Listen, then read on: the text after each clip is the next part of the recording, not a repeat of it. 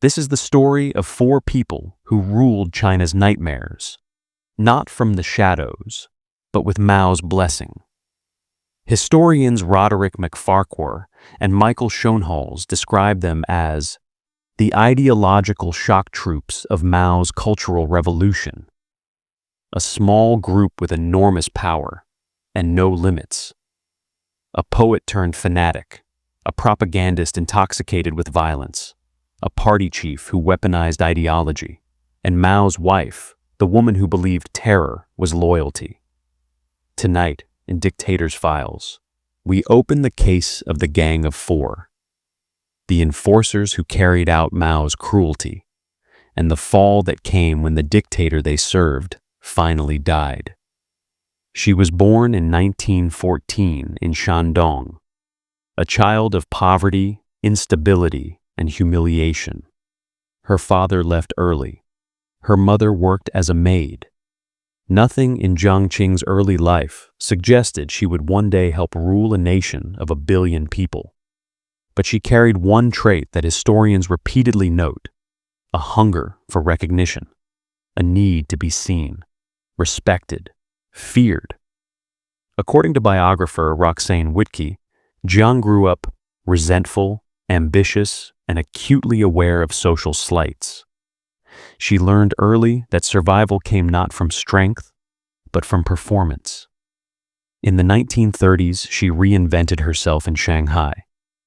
On stage, she used a different name, different accent, different persona, a chameleon with sharp eyes and no hesitation.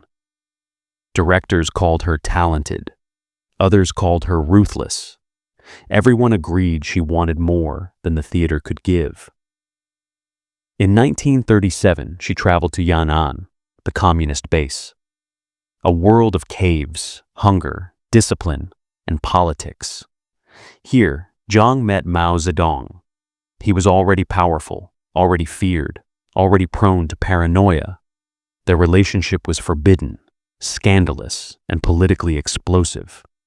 But Mao wanted her, and what Mao wanted, the party obeyed. Historian Roderick MacFarquhar writes that senior leaders viewed Jiang with deep distrust, fearing she would influence Mao. To contain her, the party imposed strict rules: no political appointments, no public authority, no interference in state affairs. For years, Zhang Qing simmered in resentment. She lived inside the revolution, but was denied its power. MacFarquhar describes her as watching, waiting, storing every humiliation. Then came 1966, the Cultural Revolution, and Jiang Qing saw her opening. Chaos was a ladder, and she intended to climb.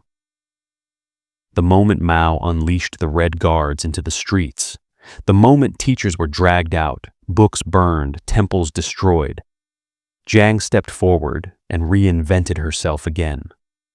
Not as an actress, not as a wife, but as Mao's ideological enforcer. Schoenhals notes that she quickly became both the face and the voice of the Cultural Revolution's cultural destruction. She attacked writers, artists, directors, anyone who represented the old culture she had never been allowed to dominate. Her speeches were sharp, her targets carefully chosen, her authority undeniable. The woman once barred from politics was now leading purges that reshaped China's cultural and intellectual life. All under Mao's protection, all under Mao's smile. And as the Cultural Revolution descended deeper into violence, Jiang Qing was no longer just a participant. She was becoming the architect of terror. One of four. The Gang of Four didn't exist yet, not formally, not publicly. But Jiang Qing's rise lit the fuse. The Cultural Revolution was not a movement, it was a storm. And inside that storm, Jiang Qing began assembling the people who would soon be feared across China. Not soldiers, not generals, but true believers, ideological zealots willing to turn Mao's vague commands into organized terror. Historians MacFarquhar and Schoenhals described the emerging alliance as a coalition of radicals who understood that chaos was their pathway to power. Zhang Chunqiao, a party theorist from Shanghai, cold, precise. He believed that the revolution had lost its purity and that enemies were everywhere. As deputy mayor of Shanghai, Jiang mastered political combat. He knew how to purge rivals with a smile, how to weaponize ideology with the efficiency of a bureaucrat. When the Cultural Revolution erupted, he sided immediately with Jiang Qing, not out of loyalty, but calculation. He understood that Jiang had Mao's ear, and standing next to her meant standing closer to the throne. Yao Wenyuan, a literary critic whose pen often cut deeper than any blade. In November 1965, Yao published the article that lit the fuse for the Cultural Revolution, an attack on the play Hai Rui dismissed from office. Historians universally agree, without Yao's article, the Cultural Revolution might not have begun when it did. But Yao did not write it alone. He wrote it at Jiang Qing's request, and she used it to strike at rivals she had resented for decades. After the article appeared, Yao became essential. He provided the ideological justification for purging artists, teachers, intellectuals, anyone Jiang wanted to destroy. Wang Hongwen, the youngest of the four, a factory security worker from Shanghai, a man with no elite ties, no historic pedigree, but a talent for organizing radical youth. During the violent struggles of 1966 to 67, Wang led worker groups that seized entire districts of Shanghai. He proved he could turn crowds into weapons. MacFarquhar notes that Wang rose faster than anyone in the Cultural Revolution except Mao's own wife, and Jiang Qing noticed. She gathered these three around her: Zhang, the strategist; Yao, the propagandist; Wang, the street enforcer. Together, they formed a nucleus of radical power inside the collapsing party structure. A group united not by friendship, but by ambition, resentment, and Mao's approval. Historians describe the atmosphere inside Mao's court as a landscape of shifting alliances. But Jiang's circle remained constant. They needed her. She needed them. And Mao needed them all to execute his most destructive campaign. By 1967, the violence across China had escalated beyond anything the party could control. Student factions fought with chains, axes, rifles. Red Guards tortured teachers in schoolyards. Families were forced to denounce each other under threat of death. And behind this chaos, Jiang Qing's radical alliance grew stronger. This was the moment they stopped being individuals, stopped being functionaries, stopped being rivals. This was the moment they began to coalesce into something more dangerous. A political weapon with 4 hands and one purpose: to reshape China through terror. The Gang of Four was nearly complete. By 1967, the Cultural Revolution had stopped being a movement. It had become a hunt, and Mao needed hunters. Jiang Qing, Zhang Chunqiao, Yao Wenyuan, Wang Hongwen, not yet called the Gang of Four, but already behaving like one. Historian Roderick MacFarquhar writes that this period marked a transfer of terror from the center to the streets, and the people driving it were Mao's radicals. They didn't just enforce ideology, they enforced fear. The first blood. The violence had names: Lao She, China's great novelist, author of Tea House, dragged to a Beijing lake by Red Guards, beaten, humiliated. He walked into the water afterward and never came out. Bian Zhongyun, deputy principal of a girls' school, accused of being bourgeois. beaten with nail-studded clubs by her own students until she collapsed on the pavement, left to die. These killings were not isolated. They were the signal. Mao unleashed chaos. The radicals gave it direction. Jiang didn't need to raise a weapon. Her voice was enough. She stood on stages, in studios, in meeting halls, denouncing artists, writers, directors, people she had envied for years. MacFarquhar notes that Jiang carried a personal blacklist in her mind. Every name on it soon faced denunciation, exile, or death. Her target wasn't culture.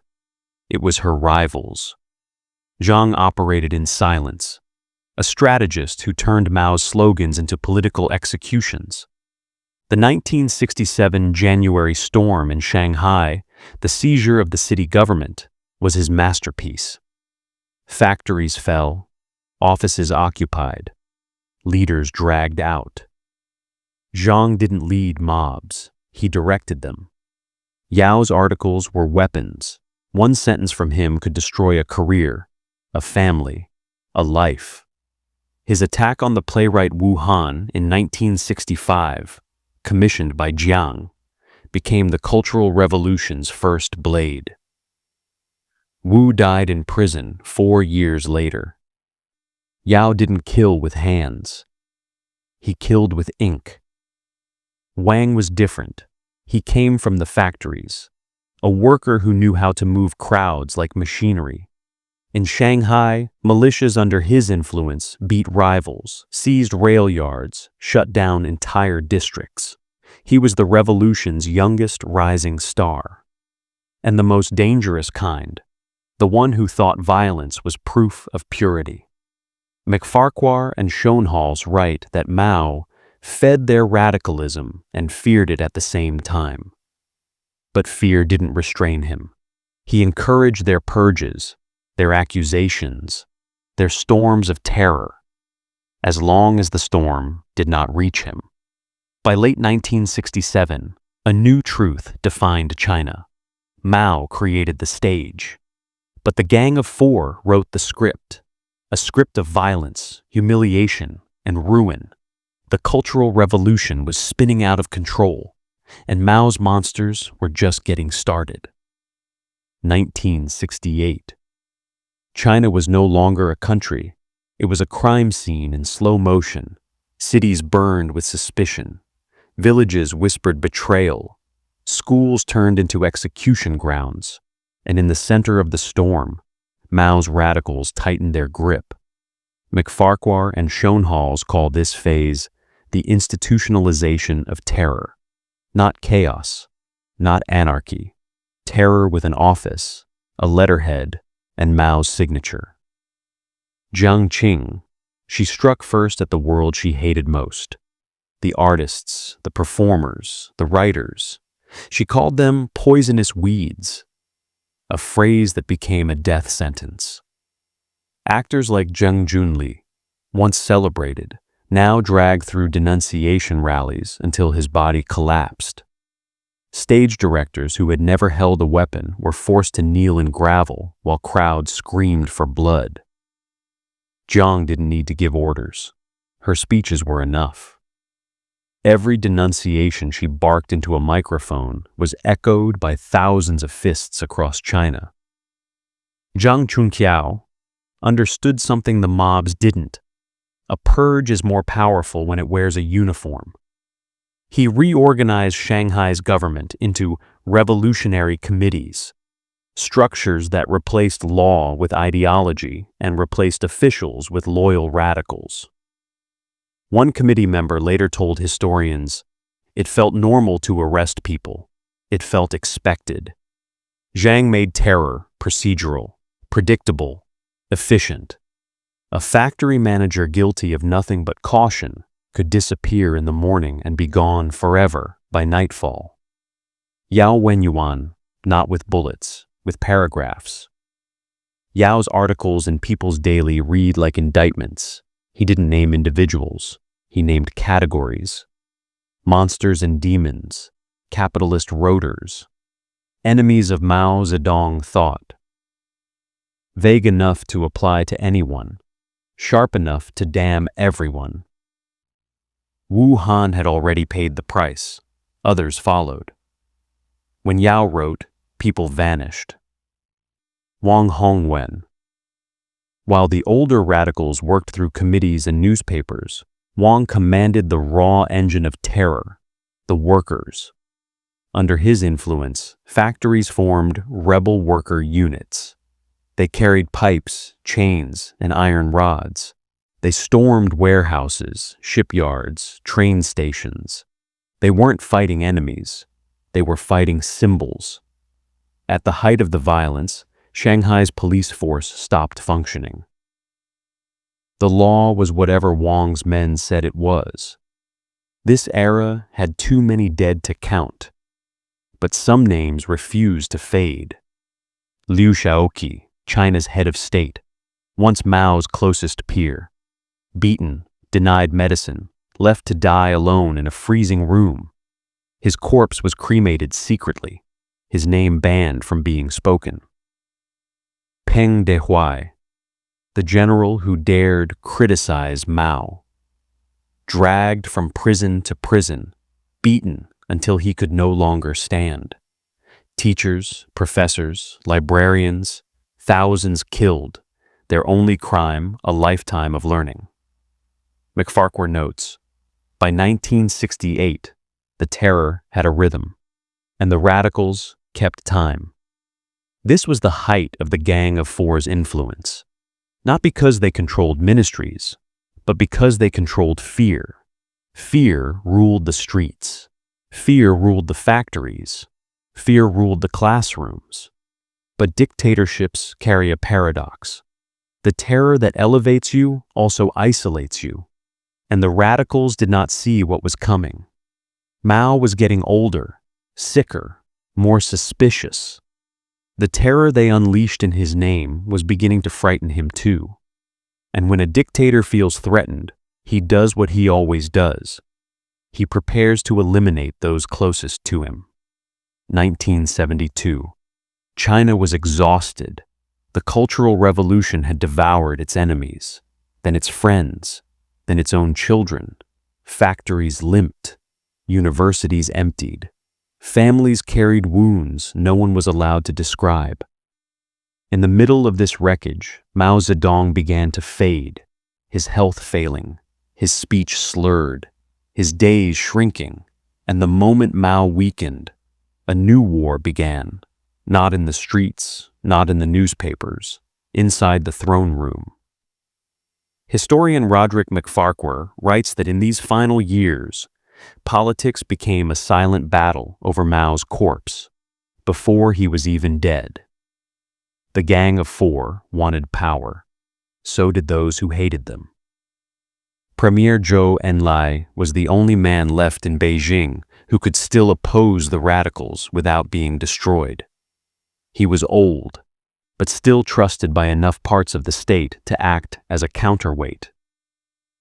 Zhou tried to stop the bleeding, restoring schools, calming provinces, pushing back against Jiang's cultural purges. And Jiang hated him for it.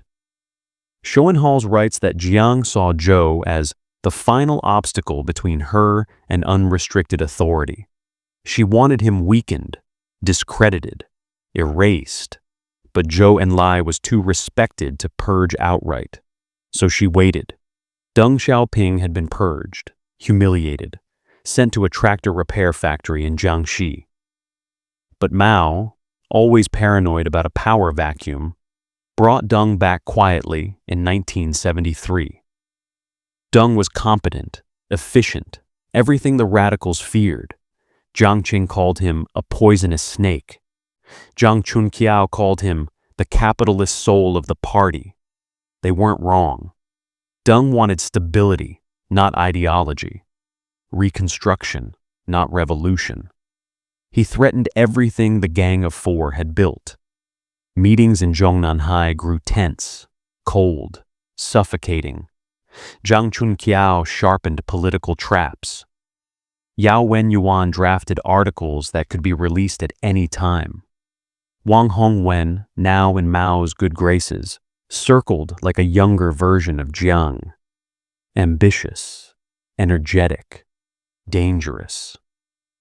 And Jiang Qing? She moved through the compound like a shadow with a knife. Whispers from staff described her as volatile, determined, watching every gesture. She saw herself as Mao's heir, the only one who truly understood the revolution he wanted. But history is not written by conviction.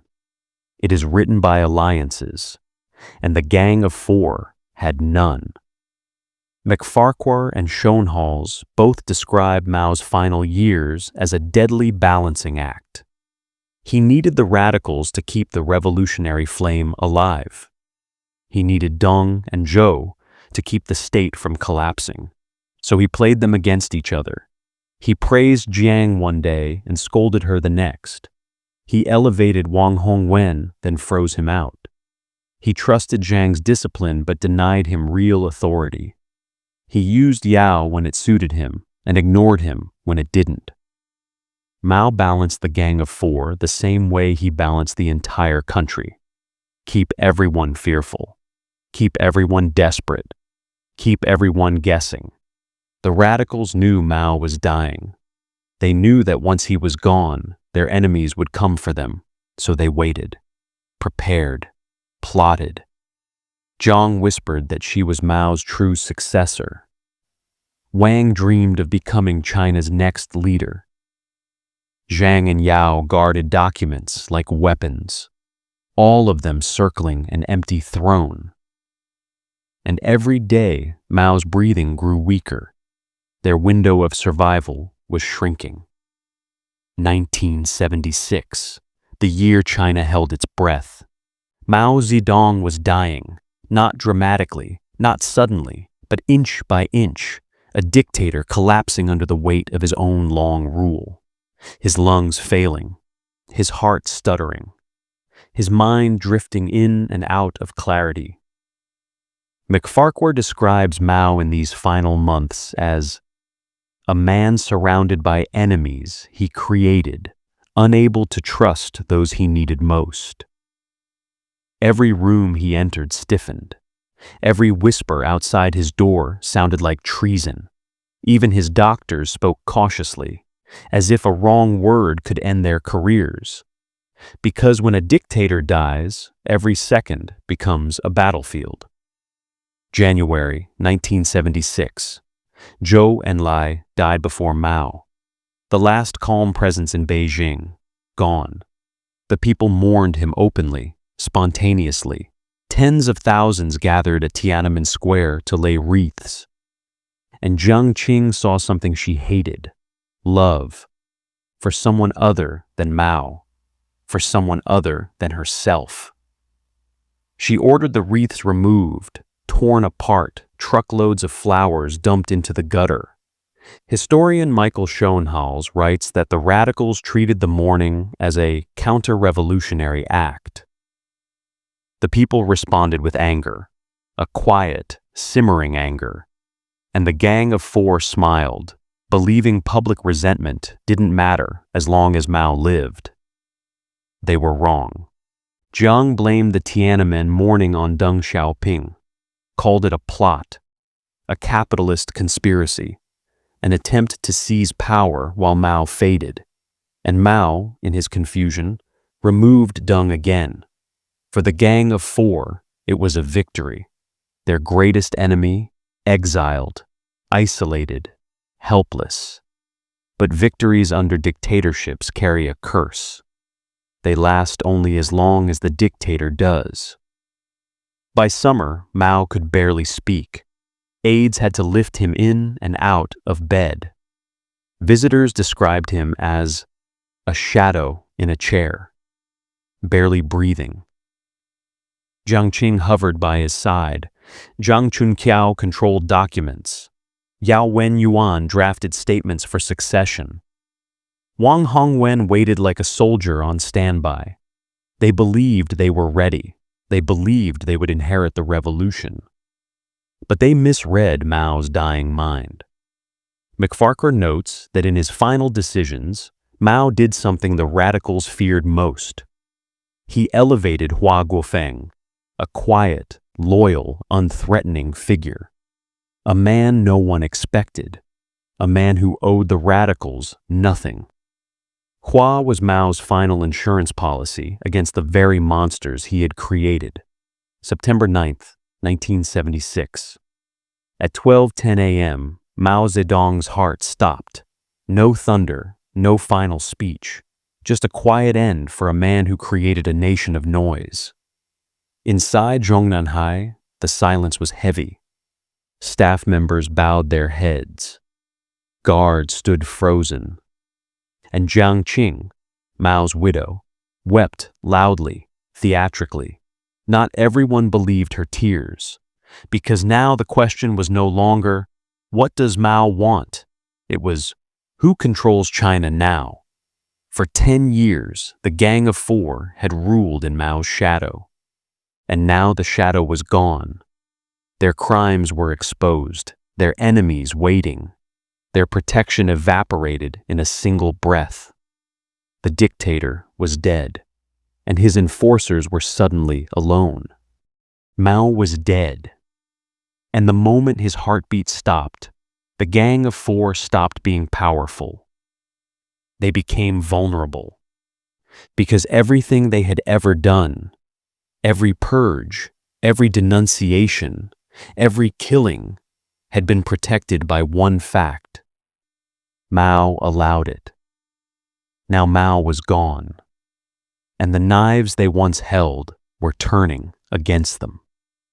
Right after Mao's death, Beijing entered a strange silence, a tense, unnatural calm. Hua Guofeng, Mao's chosen successor, a man underestimated by everyone, moved quietly. And beside him, in the shadows, stood someone even more dangerous.